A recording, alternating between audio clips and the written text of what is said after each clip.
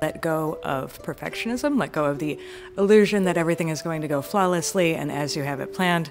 Really focus in on human connection. The people are so happy and they're ready to learn. I was really worried that the language barrier, because I didn't speak French and they spoke some English but not fluently, was going to be a problem. But when you are doing science, I feel like science transcends languages. I thought it was amazing to take an action step when we were there. A good reminder that all of us share the earth and that I keep my part clean and you keep your part clean because it's all of our parts together. There were lots of unexpected twists and turns, surprises, some good, some not as good. But at the end of the day, the community that I built with others really shone through and made it one heck of an adventure. A conversation I had with a little girl. I felt like she was just like this genius at the school. She was one of the few students who spoke English, and she spoke it very well. And I asked her, what did she like most about Senegal? She said that she really loved the sun. And that just made me feel really grateful because that's something we all have access to, and I don't think we think about that a lot. We all just laughed together, and it was one of those moments that reminds you that music is a universal language. We didn't have to talk to each other. We didn't have to use Wolof or French or English. I just played and they jammed out, and it was fantastic. Just the students overall, how happy they were, how eager they were to learn. I think in America we've been taking for granted how many resources we have, and the students here are just so engaged, so excited. Their smiles, their welcoming spirit, I will never forget them. I feel like they did more for me than I did for them.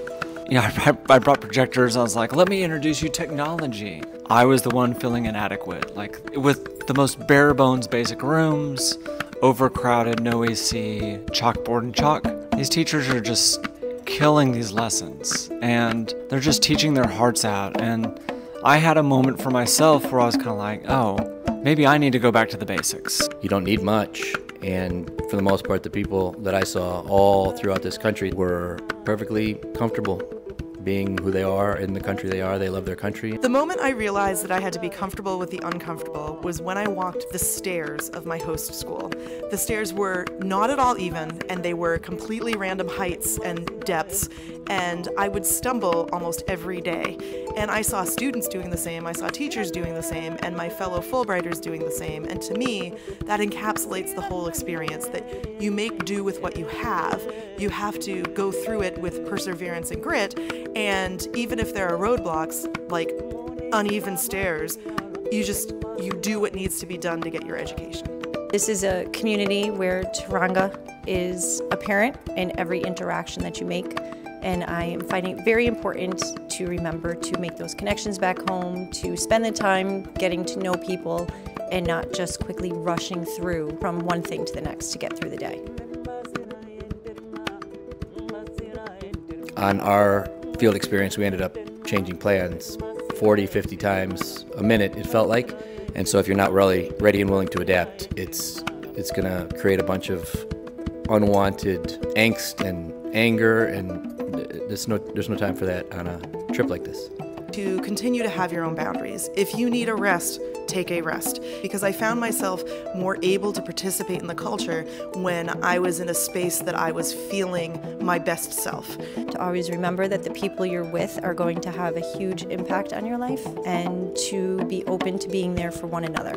Before we left, our agenda had 5, sometimes even 6 items on it per day, which I now know is absolutely insane.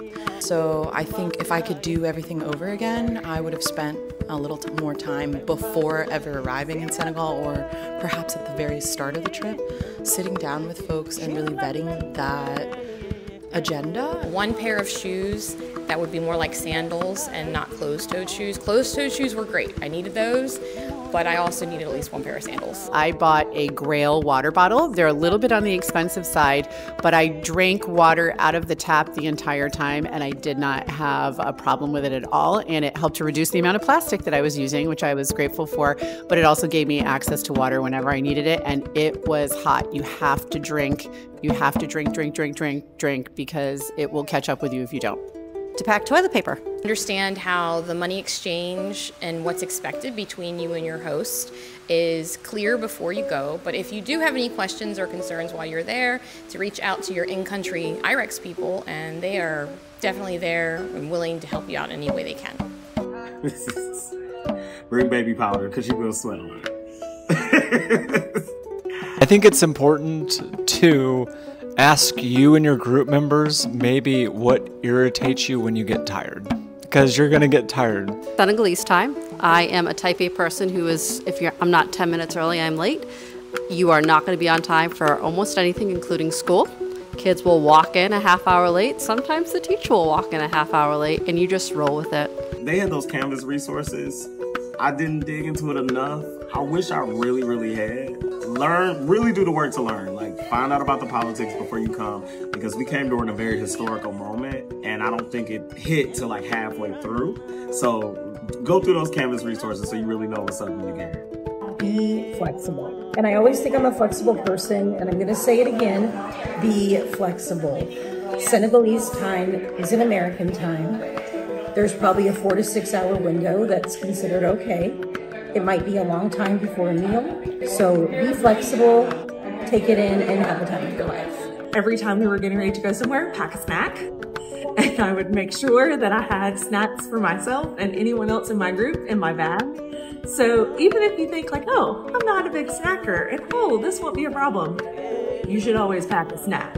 Remember to live outside of your comfort zone. Obviously, you're going to be outside of your comfort zone being in another country.